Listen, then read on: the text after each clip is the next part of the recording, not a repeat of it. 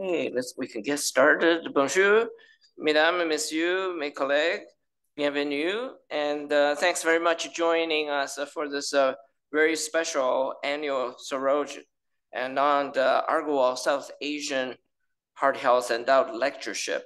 And just a few logistics, folks are very familiar, especially those who are joining us virtually, to make sure that you can use the Q&A features to pose your questions as the lecture is in progress. And those questions will be answered in turn at the end of the presentation. And for those in the room joining us here, thank you. But please use the microphone at the side of the room so the camera could actually feature your presence as well as your questions. And if you have any technical challenges, please use the chat feature and we will make sure that you can join us successfully. And I have the privilege of introducing our Agrawal South Asian Heart Health Endowed lecture today. First, I'd like to extend our heartfelt gratitude to our Agrawal family for supporting this important lectureship. It underscored the importance of not only our commitment to the research, to the South Asian community, but also the clinical care, and also extend the fundamental value that we share in terms of diversity, inclusion, and you will see this theme from our lecture today. And this year's lecturer represents the epitome of not only that concept, but a pinnacle of excellence in research and impact.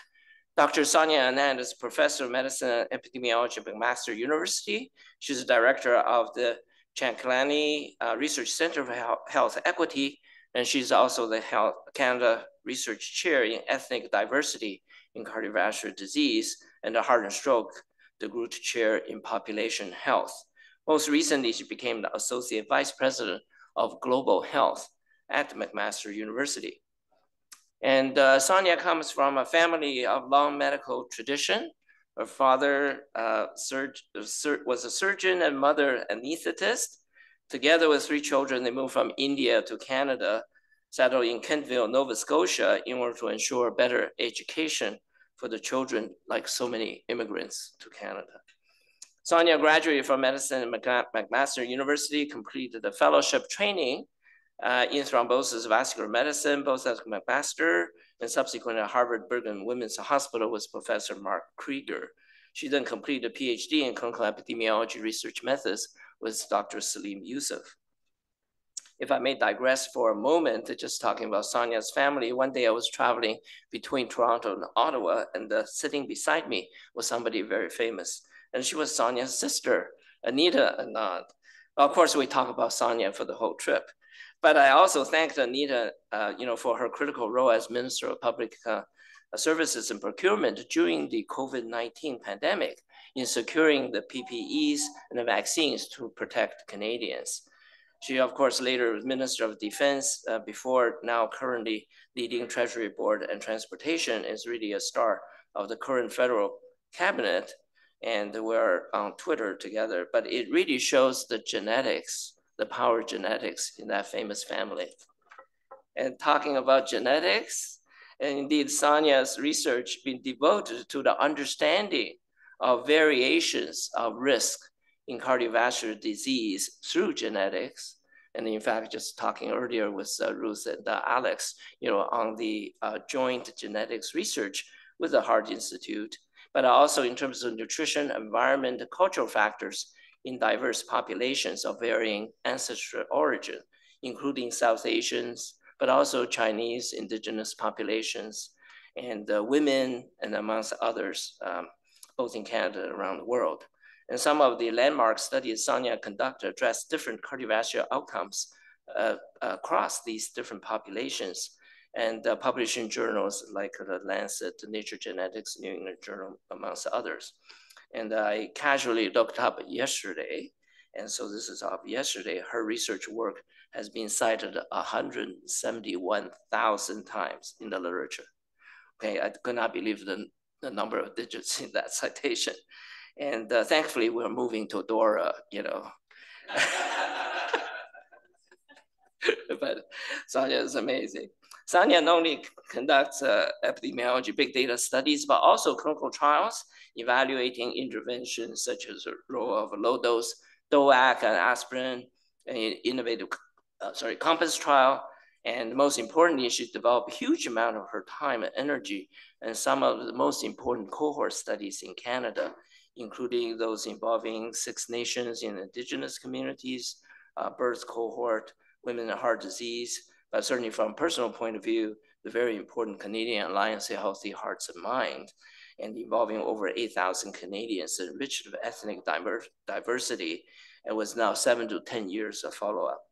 And Ian and I and others, have been privileged to work with Sonia on the second wave assessment of this population and continuing this important collaboration with the Brain Heart Interconnectome.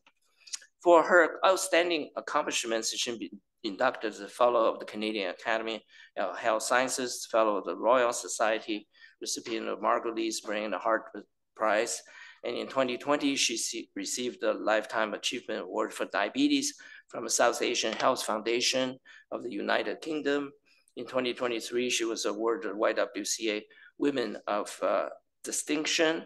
And just 2 days ago, she received another award from Innovative Medicines of Canada and recognizing her for outstanding contribution to diversity and equity in research. Congratulations, félicitations.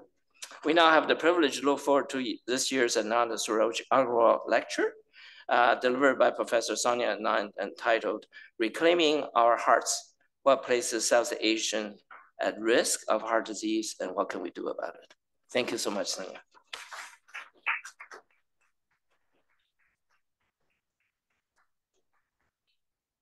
Great. Well, thank you very much, everyone. And thank you, Peter, for that very thorough introduction.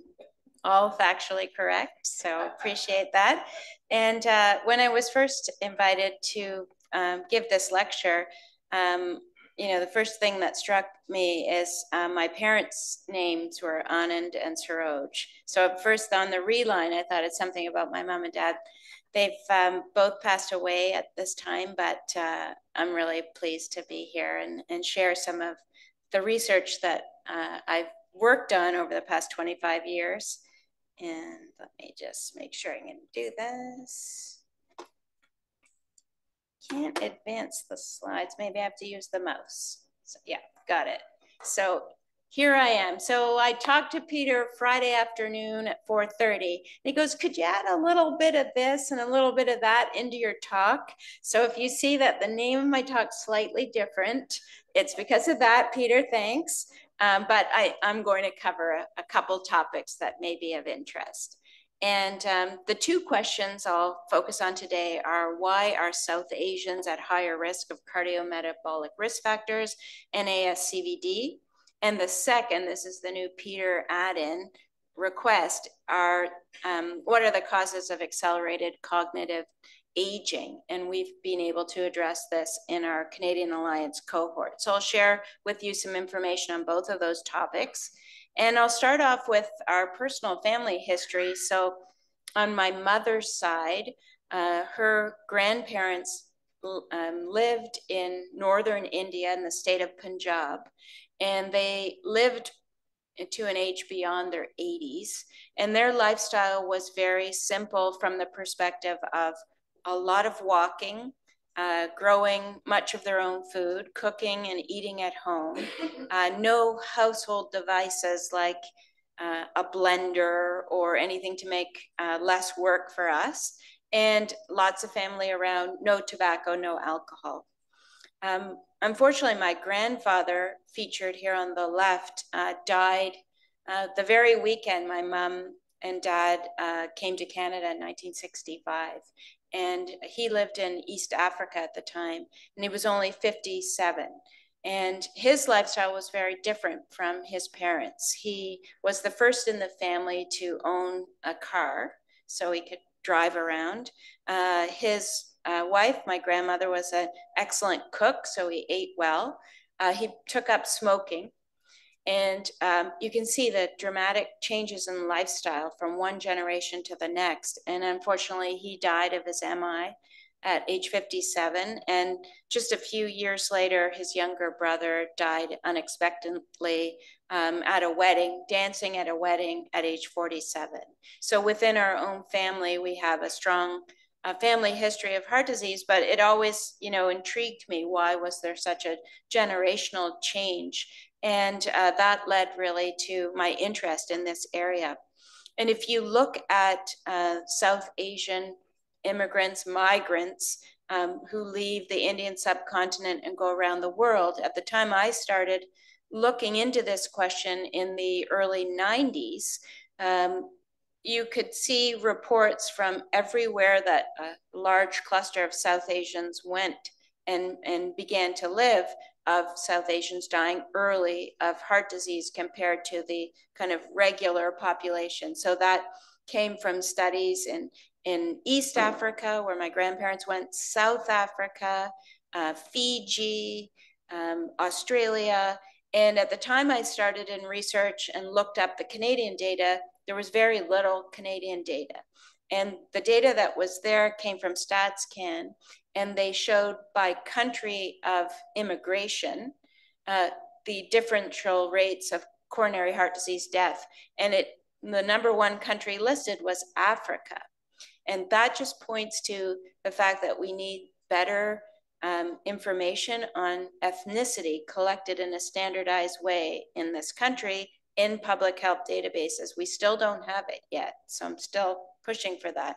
But at the time, it just said Africa. And so then we sent one of our summer students, who's now an interventional cardiologist at McMaster, to StatsCan for the summer, and using unique surname classification, like Anand would be highly specific for South Asian origin.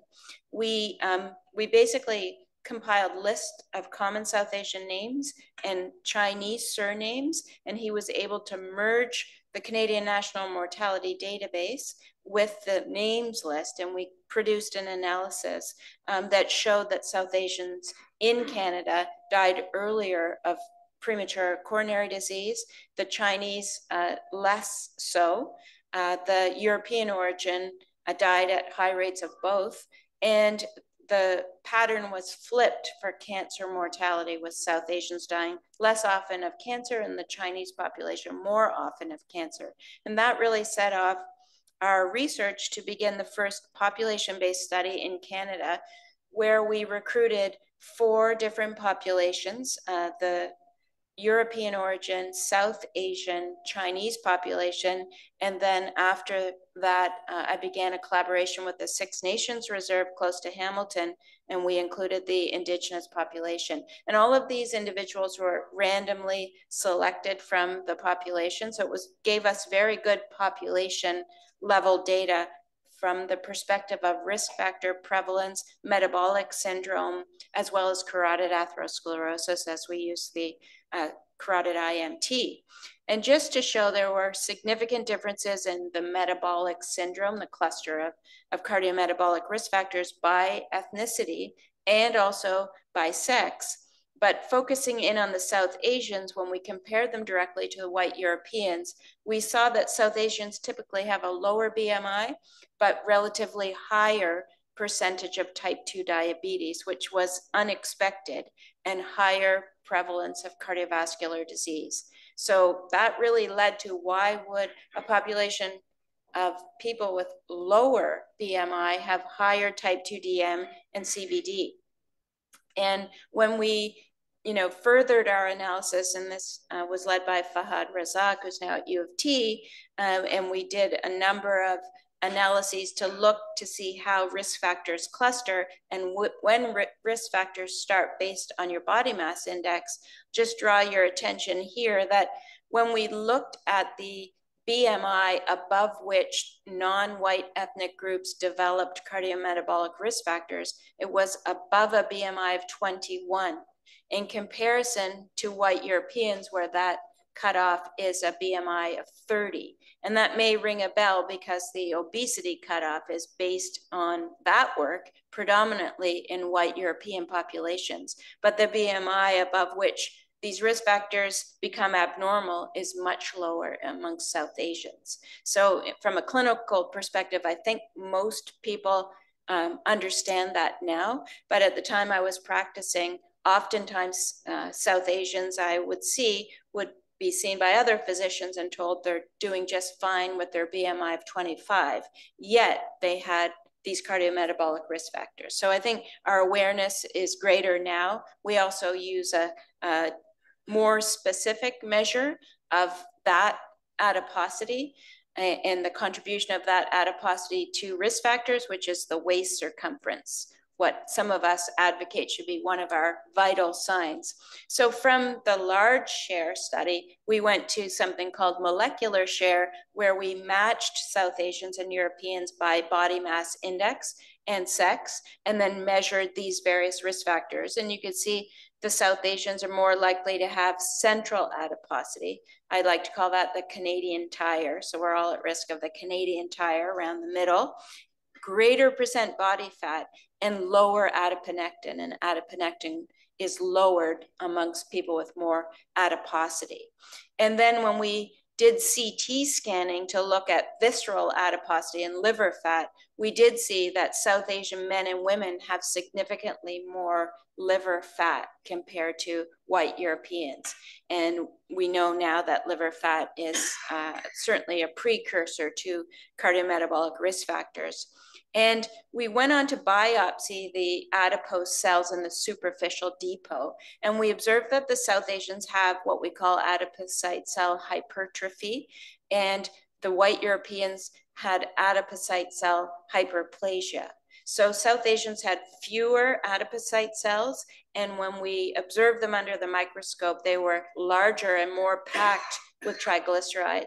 And when this occurs, so there's not as much of a depot to expand the superficial fat storage area, the fatty acids overflow from the superficial fat and become visceral fat. So now this is hugging the omenta and the abdominal organs.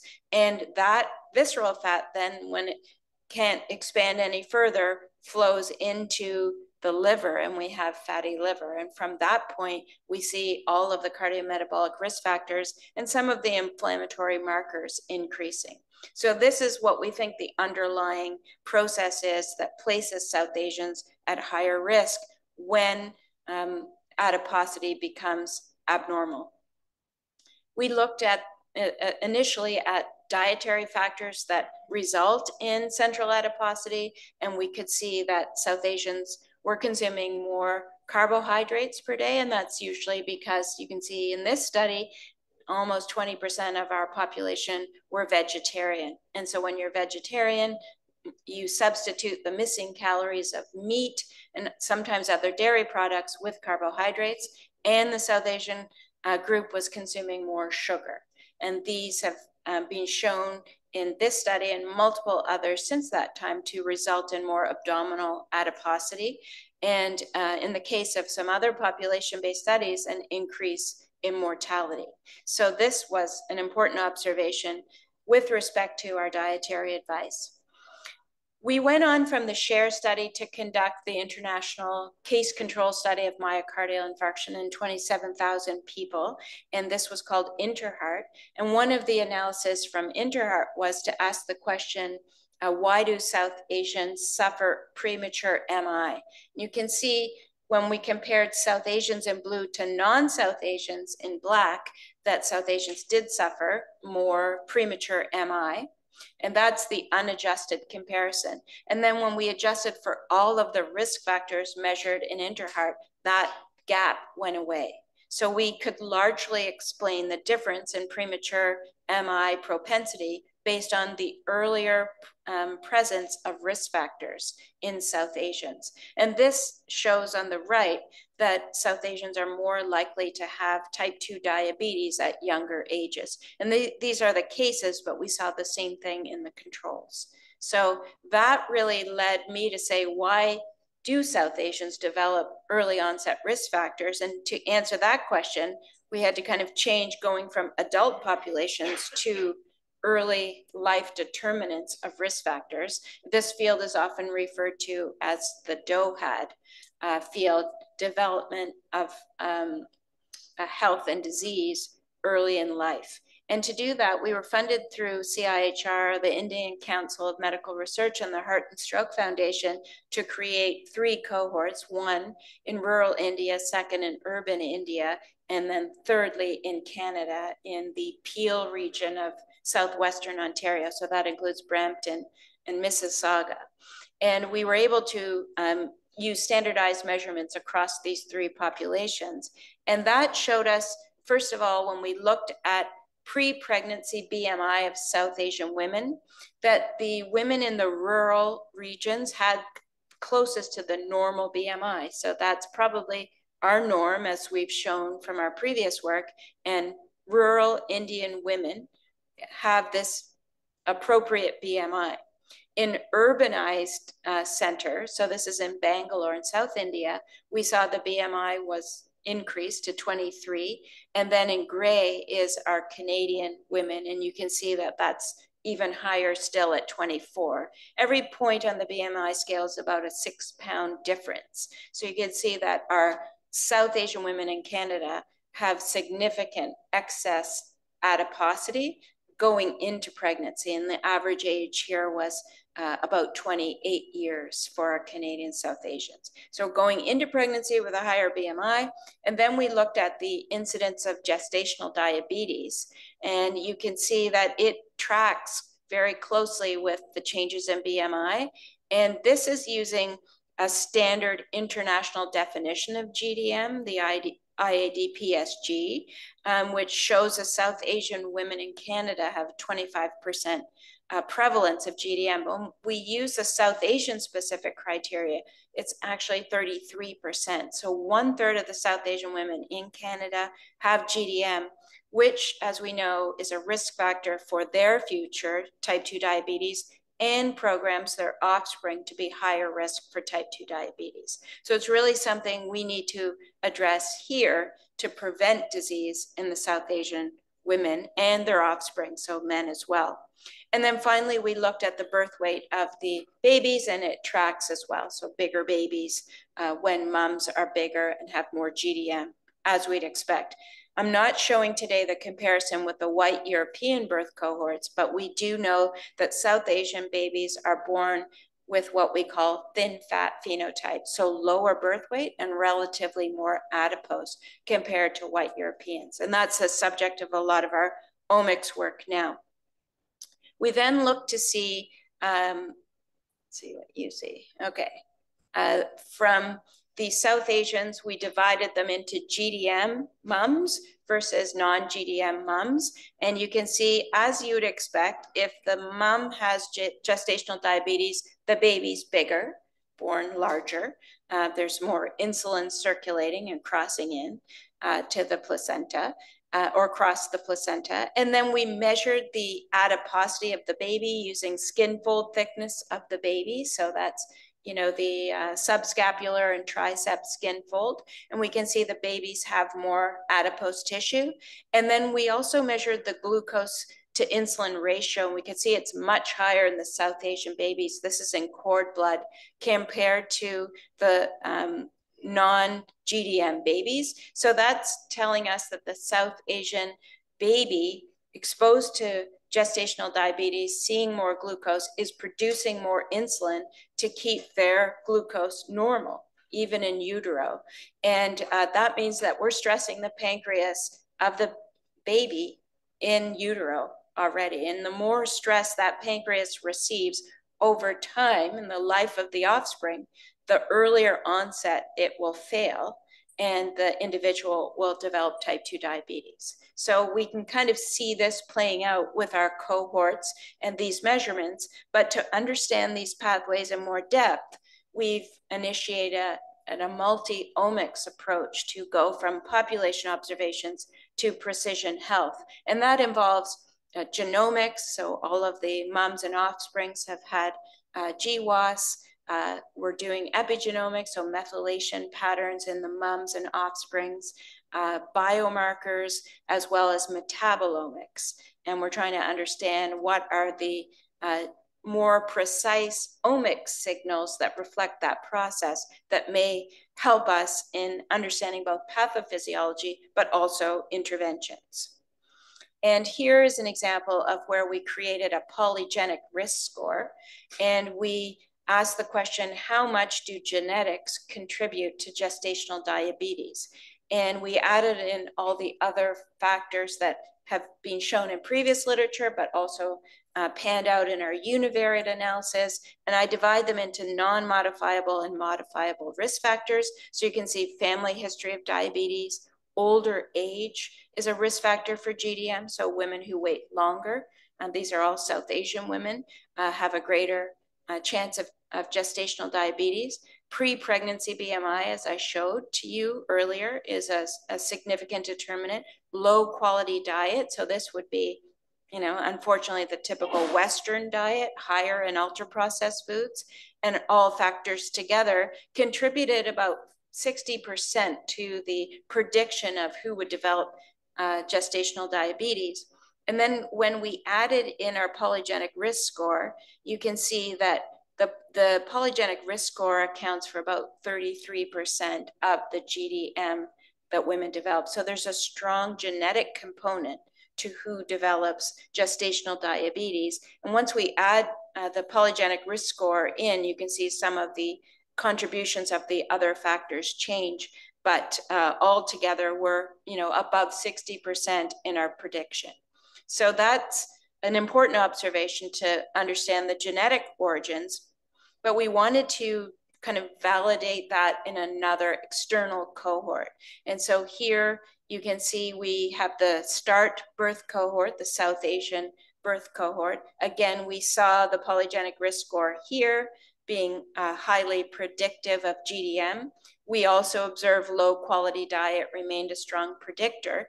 And we validated this in the Bourne and Bradford cohort in the UK. So Bradford, England used to be similar to Hamilton, actually, a very industrial town focused on cotton mills. And the main immigrant group to Bradford are South Asians, typically from north of India, now Pakistan, came to Bradford. And they have a large cohort of both white European and South Asians. And we partnered up with them, used the same measurements. And of course, the polygenic risk score remains a predictor. They didn't collect diet in the same way, so we couldn't look at it. And in our own data, we did see that even if a woman had a high genetic risk score, but she consumed a healthy diet, that could offset the risk of the genetics. So it's that, genetics loads the gun, environment pulls the trigger analogy. We haven't been able to replicate this because we don't have another cohort that collected diet in the same way, but hopefully with other potential cohorts, we'll be able to look at that gene environment interaction. Sandy Azab, who's a trainee with me, then asked the question, what predicts the offspring's development of adiposity as they grow? So we were able to integrate measures of body fat in the babies to age 3. And we looked at the determinants of adiposity at age 3, both maternal factors and baby factors. And then we could look at whether or not these factors are protective against developing excess adiposity. And the factors we looked at are shown here, and we scored them all in their protective direction. So breastfeeding for 1 year, offspring physical activity up to age 3, there is our data are showing is protective, so that's interesting. Median maternal skin fold, so maternal adiposity, less than the median of gestational weight gain in pregnancy, and greater than the median of a health-conscious diet, so the opposite of the low-quality diet. And you can see here in our own cohort, the more of these protective factors a baby has, the lower their adiposity at age 3. So we're seeing this pattern that there are modifiable factors that lower adiposity at age 3. We also looked at these factors in a white European cohort called the family study. They didn't have quite all of them, but at least 4 of these factors were assessed, and we could see the same trend. And then in the Bourne and Bradford cohort, we could also see the same trend. So there are things before we get to the omics that we could recommend and or test in an RCT to demonstrate that we can change this vicious cycle of GDM being passed on risks to offspring that then themselves are at risk of GDM later in life. Now, Sandy has gone on to look at the maternal risk of future type 2 diabetes. So we know it exists. If the mom has GDM, that her personal risk of type 2 diabetes is elevated, as is her risk of atherosclerotic CVD. And we use biomarkers, metabolomic markers, to identify if, which markers are associated with GDM. And then we were able to link the mothers to the ICES data because we collected health card number in the cohort. And we can see that those metabolomic markers are associated with high prediction of future type 2 diabetes. And in fact, are linked to a 7-fold risk of future type 2 diabetes. And we're trying to understand the pathways by which they are linked. And some of the metabolomic markers that are identified as risk markers include second trimester creatinine and hypoxanthine. So these are, you come up with these markers, and then the next step is to try and understand the pathway. And these are independent of the other known factors associated with type 2 diabetes. So putting it all together, we can use our population-based observations to come up with a public health tool to prevent the adiposity in offspring. We can also try and identify new pathways to predict disease. And from a perspective then of intervening, the next question is, how do we break this vicious cycle of the adult that programs the offspring that then goes on to increase the child's risk of type 2 diabetes and this vicious cycle? So what are the ways we could break the cycle? Well, this suggestion here in the picture never goes over well in the South Asian audience, but one is, marry non-South Asian. The second is preventing GDM through other means. So weight control, very hard to do. We're doing a health coaching intervention. It's an RCT in South Asian women to coach them with respect to optimal diet and activity in pregnancy with the hopes of lowering GDM. That's an example of an intervention that might disrupt this cycle. And the other is from the perspective of childhood obesity, extremely hard, again, to change the trajectory. But I showed you some of those early life factors that might. So with families being aware of the benefits of breastfeeding, the benefits of early life physical activity, that may change the trajectory. And you might think, well, that will be easy, but it's actually challenging some of the cultural beliefs. So in the South Asian community, imagine babies being born thin fat, so they look tiny, and a woman starting off breastfeeding her baby. If the baby looks skinny in the South Asian culture, the first response is switch to bottle feeding and fatten up that baby. But that actually has negative metabolic consequences for the baby. So these things are really important for us to translate to the community from the perspective of, existing cultural beliefs. And we have a community advisory board made up of South Asian individuals, leaders in the community, faith-based leaders, to try and translate some of these messages. So next, just to summarize this, you can see we've made a number of observations. And I think the most effective way in research to actually change the needle on some of these lifestyle patterns that lower risk are to have your epidemiology and do it well. It takes time to mature these cohorts and then translate that into interventions or implementation. So I would encourage trainees thinking about where they fit in to consider that you need both. Maybe not every group can do both, but at least being aware of the epidemiology to inform the RCT is really important. So next, I'll come to the second question that I'm going to address, which is looking at chronic disease determinants. And this circle shows the ways in which we can study determinants right to the person with a chronic disease like coronary disease, type 2 diabetes, cancer. We often have focused in on individual risk factors, measuring health behaviors, exercise, etc. But we often have forgotten societal level or environmental influences. The environment can constrain how we eat, if we're active, and also to what we are exposed. So this provides a nice overview of our approach that we've used in the Canadian Alliance of Healthy Hearts and Minds.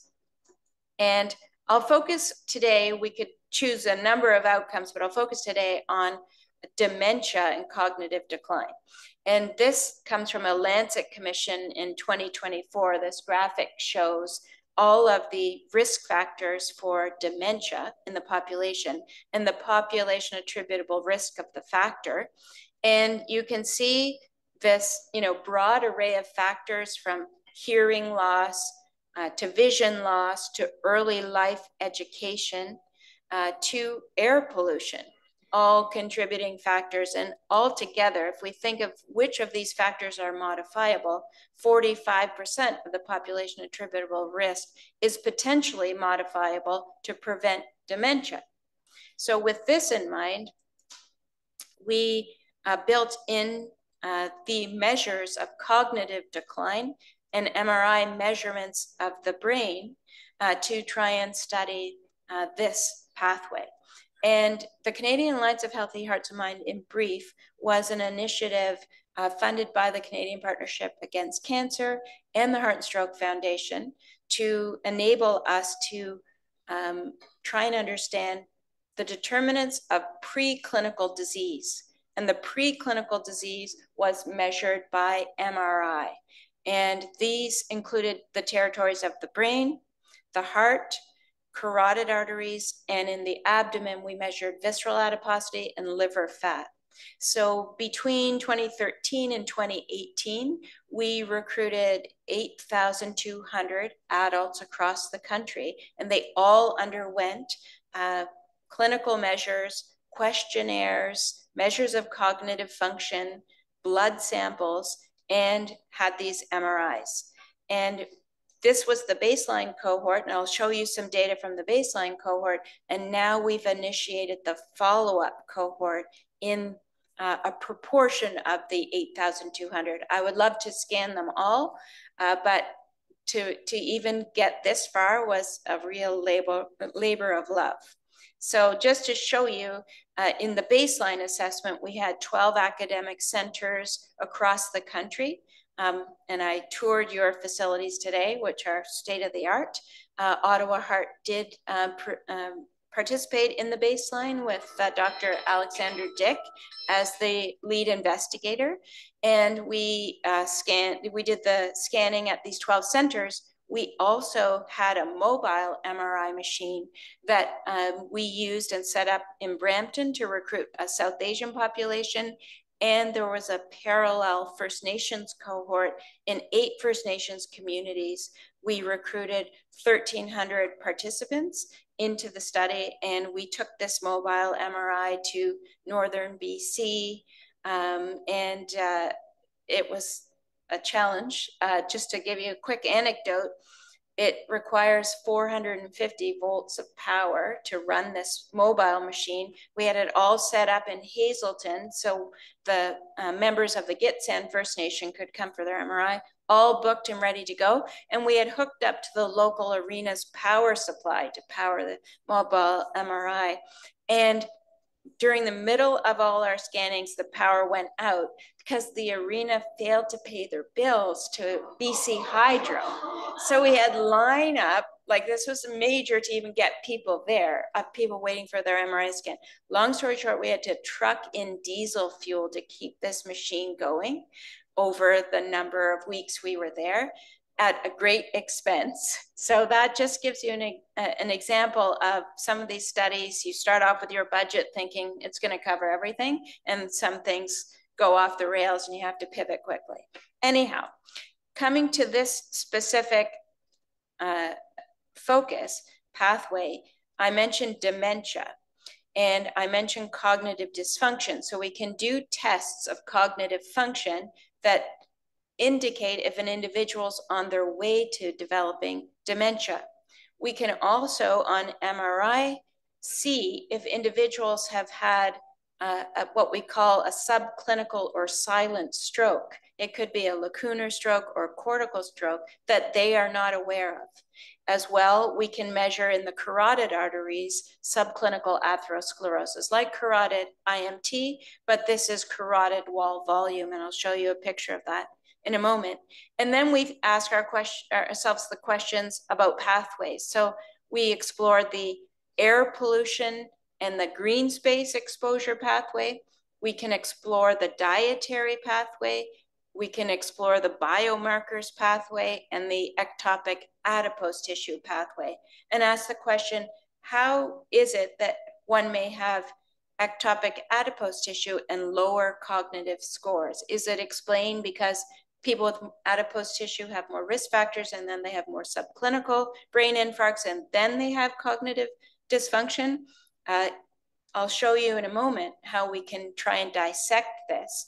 And it's not always predicted based on your logical assessment of a pathway. So first off, we did look at the relationship between body fat mass, visceral adipose tissue, with the reduction in cognitive scores. And we use the MoCA, the Montreal Cognitive Assessment, developed in Montreal. You may use it in your clinical practice, as well as the digital symbol substitution test, or DSST, which is a really nice test because you can use it in multiple different cultures amongst people who speak different languages.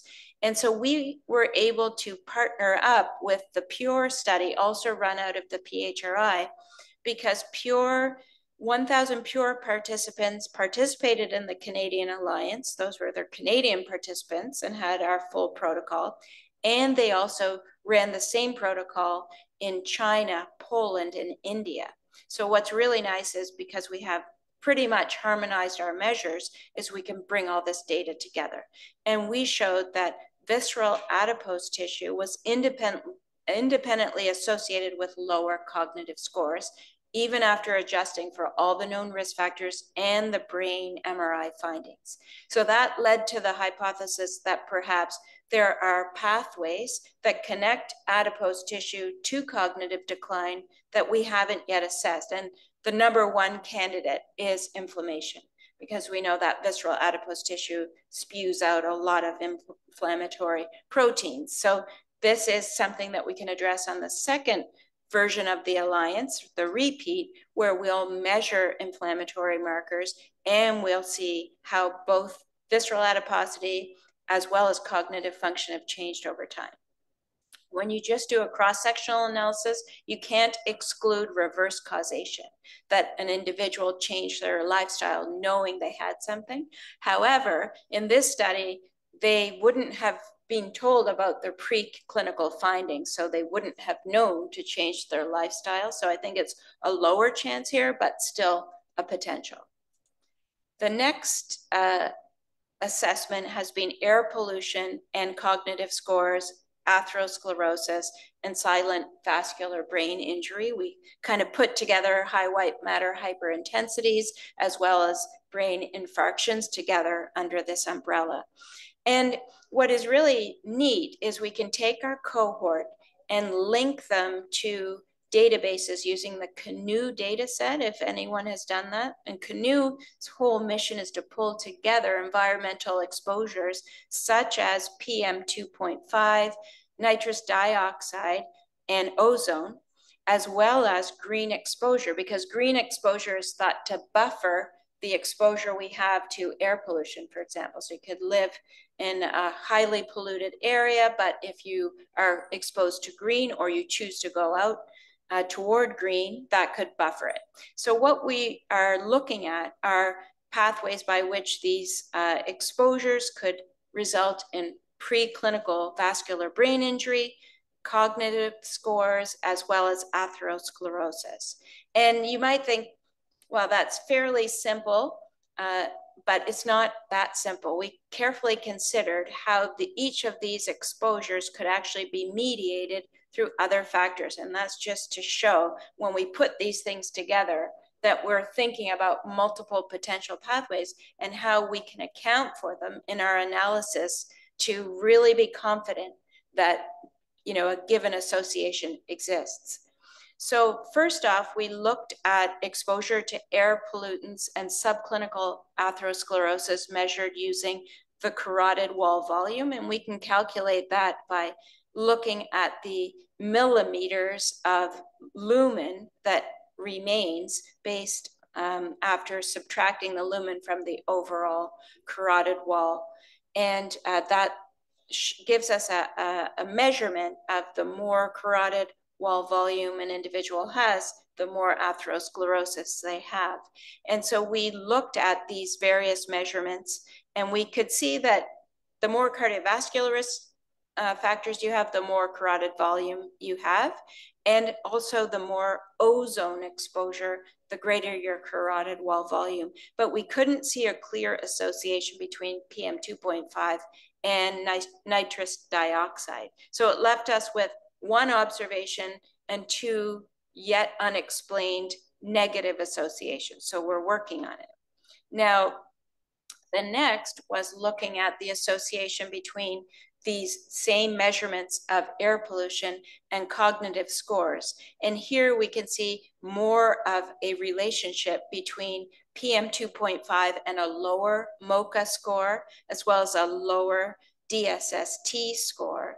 And so that suggests that air pollution does lower cognitive scores. And we thought we might see something significant with respect to early onset infarctions or preclinical infarctions, but we actually didn't see that it reached statistical significance.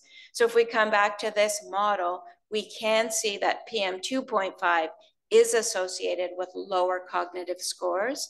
It is not clearly associated with atherosclerosis, and it's not clearly associated with a subclinical vascular brain injury. So now we can go from that point to try and understand why is it that it is associated with cognitive scores, having excluded the vascular brain injury as the main reason. And next, we did a really interesting analysis with the Pure Mind group because they had included China in the MRI protocol, and we had recruited about 900 people of Chinese origin from Canada. So we've done a cross-country analysis looking at a number of risk factors, vascular brain injury, and adjusting for risk factors. Do we see a difference between the Chinese living in China and the Chinese living here in Canada? And this work was led by assistant professor at Sunnybrook, Calvin Ke, and it's just come out in neurology. And what we observed is that the Chinese living in China had more hypertension and lower cognitive scores using the same MoCA DSST. They had also a significantly higher prevalence of the covert brain infarct or preclinical brain infarcts on MRI.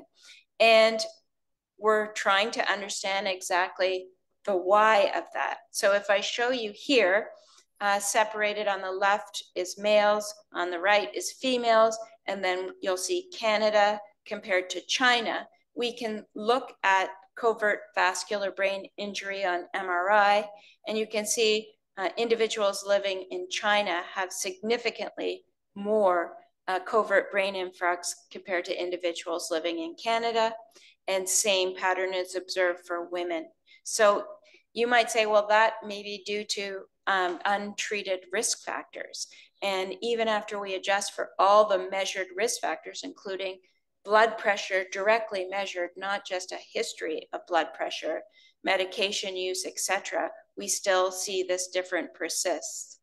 And when we look at the cognitive scores. And here we've dichotomized mocha into mocha less than 26 versus above 26. And that's kind of the cutoff. We use one standard deviation below the optimal score of 30. You can see the mocha scores are significantly lower, meaning more people had a low mocha score in China compared to Canada for both men and women. And so this is a really interesting observation. The 7-fold increase in the prevalence of the silent brain infarctions, the cognitive dysfunction. We try and adjust for everything we've measured. We do have educational attainment and vascular risk factors. And so it leads us to wonder what are the differential exposures we may not have measured to be able to explain this. One of those is air pollution. And we know in China there's significantly greater exposure to air pollution. In fact, Canada has one of the lowest levels of air pollution in the world. And we're now trying in Canada to study ultra-fine exposure to certain air pollutants. Whereas if you look at the global burden of air pollution exposure, China is the highest country. India is very close to it. And that may be the explainable factor here. Finally, moving to diet, if you look at the impact of a suboptimal diet around the world on type 2 diabetes, it's huge. I'm sorry, the x-axis is cut off, but this is 75% of the global burden of type 2 diabetes is attributable to a suboptimal diet, which includes both risk components of the diet, like high carbohydrates, and also absence of some beneficial foods like fermented foods, yogurts, lentils. So we know food has a huge impact in health, and maybe that's what Robert F. Kennedy Jr. will do, right? As the new incoming head of the Health and Human Services, he's really, against big food. That might be one positive outcome of his leadership. So in the Canadian Alliance of Healthy, that's the bright side, I'm the optimist. So in the Healthy Hearts and Minds, we did collect a food frequency questionnaire that we actually had developed in the SHARE study, the first study I showed you in ethnic variation. So that's an example of how we can build a set of tools for one study, and then we've carried them over in our clinical trials and other observational studies for both CAM and PURE. We've collected a full food frequency questionnaire, which allows us to measure food patterns, individual foods, ultra-processed food scoring, and we're looking at how dietary influences may be related to vascular brain injury, as shown here, as well as cognitive scores in that same way I showed for air pollution.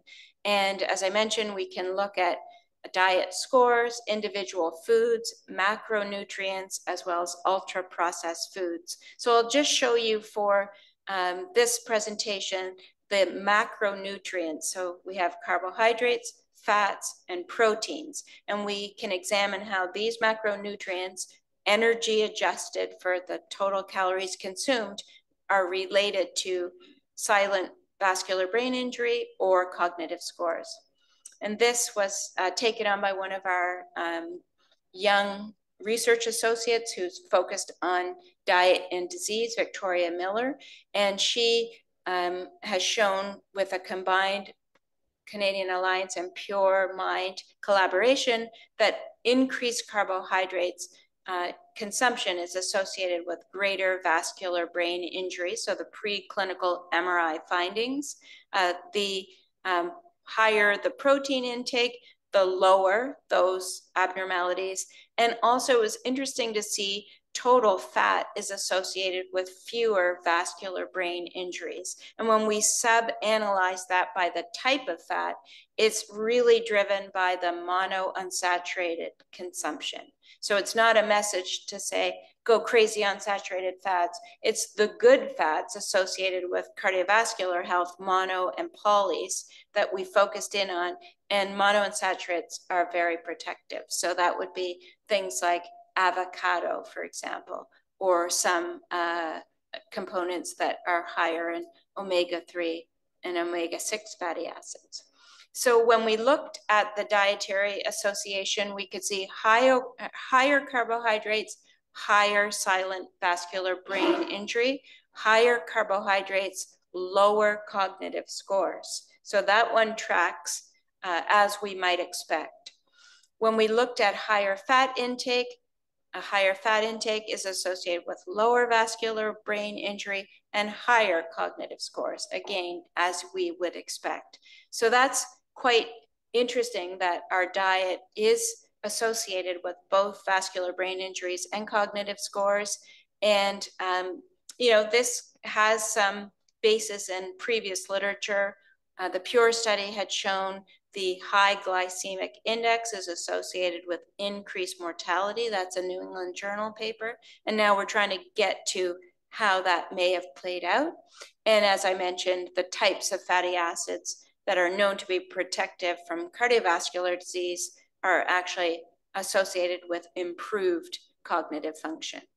So just coming back to the pathways that we've examined, I've shown here green space, diet, adipose tissue. One area that is the future is really the omics examination or the biomarker examination of these pathways. And we have collected serum samples in all of our participants at baseline in the Alliance. We are now starting the repeat MRIs in upwards of 2,000 individuals, and we'll have an opportunity to remeasure these risk factors, rescan, and try and understand how biomarkers may have changed over time. And we're looking forward to our collaboration with you at the Ottawa Heart for much of that work. These are all the animations here. I'll just go through them. So just to summarize, I started with population health, but now I coin it population precision health because first you need the cohort and the prospective follow-up, which is not easy to get funded and keep funded over time.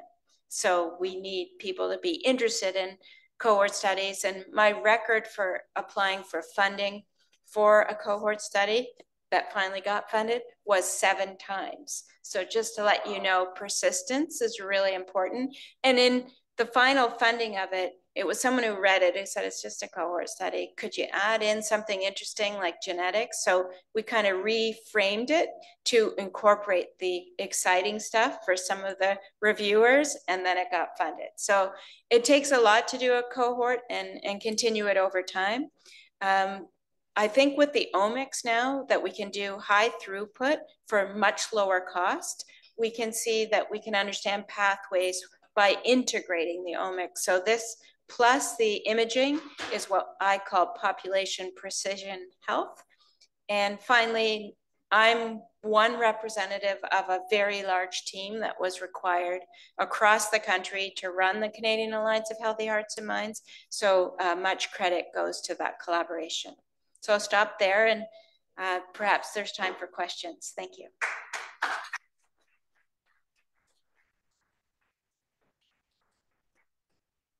Yes, thanks so much. You know, it really actually shows the power of data, and you know, it really allows us to have much greater insight, right? You know, into a lot of the epidemiological observations, but at the same time, clinical impact.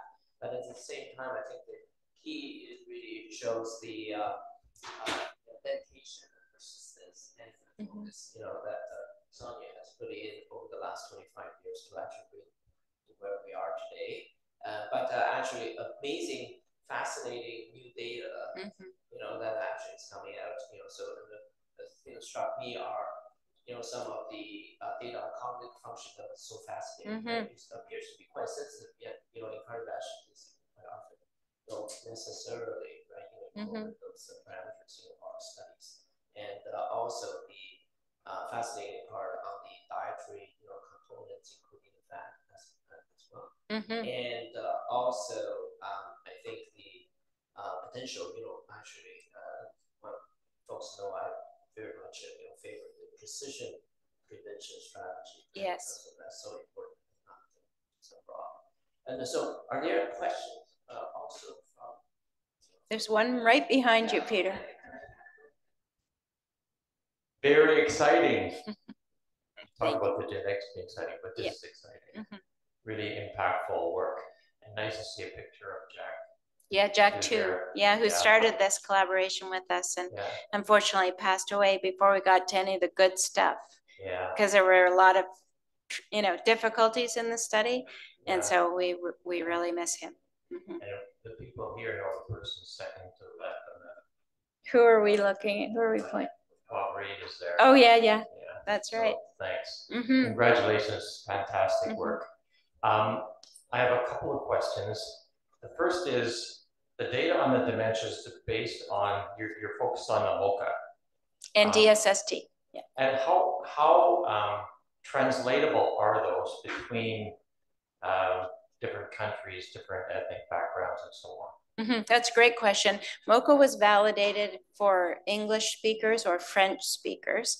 So it's less known whether or not someone in India can, you know, complete it.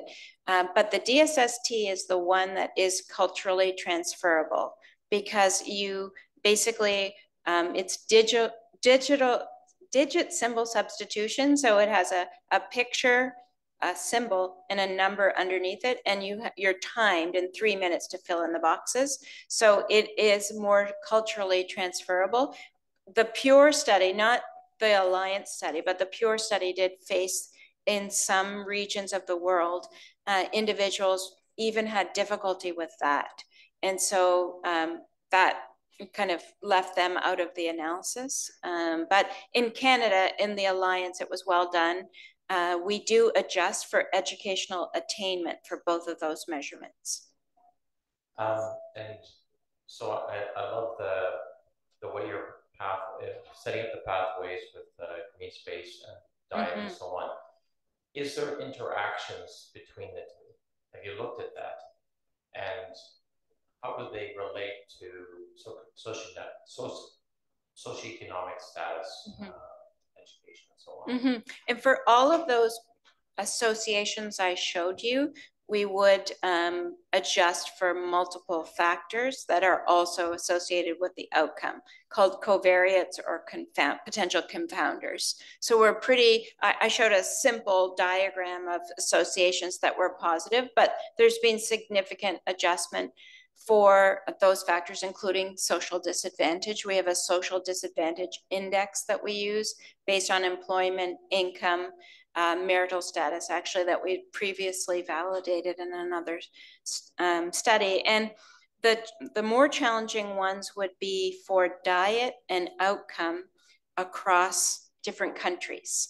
And so for that, we have done two ways of analysis. One is to put, and we debate this, put everyone in to the same analysis and just adjust.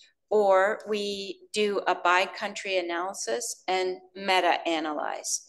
And so we do it both ways and make sure it's consistent so that we're not missing a potential confounder. But yeah, those are great questions. Thank you. So we have a question online, and it's from Megan Lewis. And this asks regarding the question of smaller artery size, because it's known that particularly South Asians, they actually have smaller coronary arteries, and whether the microvascular component or that contributes. Yeah, that's a great question. If we were measuring the amount of atherosclerosis, but didn't adjust for body size, then we may, observe differences that are counted only by body size. So in our analyses, we've always adjusted for height. That takes care of the differences in body size. As well, we have to standardize that for visceral adiposity. So I don't think that in and of itself, South Asians having smaller vessels accounts for the early onset MI. I think our interheart data is most impactful, that if we account for all of the known cardiovascular risk factors and adjust for that, we get rid of the early onset MI. And I didn't mention lipoprotein little a, but lipoprotein little a is more frequent amongst populations that live or originated from around the equator. So South Asians have a higher Lp(a), and it may also explain a component of the premature MI. And it's exciting time now because we have phase 3 trials ongoing with Lp(a) lowering medications, hopefully forthcoming. I'm really appreciative of all the work you've done on defining ethnic differences. I was particularly intrigued by gestational diabetes as a possibility for increasing the risk of dementia. And have you looked at your data to see if gestational diabetes predisposes to dementia? Yeah, that's a really good question. And what you're hitting on is that there are a number of pregnancy-related risk factors that are risk factors for future cardiovascular disease. GDM's one, but hypertension in pregnancy is another, low birth weight babies, premature delivery. And those are high-risk pregnancy factors that now in our follow-up in the Alliance, we've added in. So we will be able to ask that question. And I know I participated with Katie in a grant application, and that was exactly what we want to do. Unfortunately, many of the large cohorts, like UK Biobank, has GDM, but doesn't have the other pregnancy factors measured. So some of the very mature cohorts in which we'd like to ask that question didn't measure the pregnancy risk factors. We're hoping follow-ups will add those into many cohorts. Great question. Thank you. Mm-hmm. So in view of the time, I'd like to conclude this wonderful session. And I think in terms of the work you're doing, particularly in terms of Alliance, it's really the gold standard, right? For this type of study going forward. And so it's really exciting. And of course, we continue to look forward to work with you on this Alliance and studies, but plus others. I know women and heart disease as well. And so looking forward in terms of more exciting data to come and more exciting collaboration. So thank you so much again for Thank you very much.